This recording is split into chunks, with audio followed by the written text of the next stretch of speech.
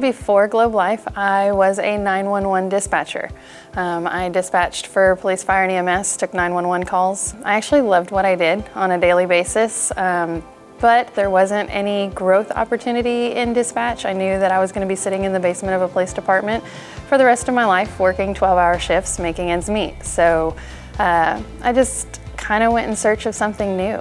I had that attitude, well, I'm gonna give this a try and hopefully it works out. They say great things can happen, so let's go for it. I spent my entire adult life telling my kids that they can do anything they want to as long as they put their mind to it, all the while I sat home being a stay-at-home mom. So it was really important to me to be able to show my kids that I can do anything as long as I put my mind to it. On the daily, I come across people who, fear the unknown. All I can say to anybody in that is bet on yourself.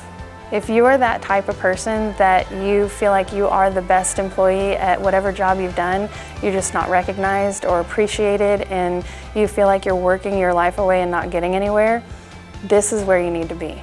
This is the opportunity that so many people are looking for, but they're so afraid to go after. Bet on yourself, because that's what's going to make you successful and achieve your goals in this company.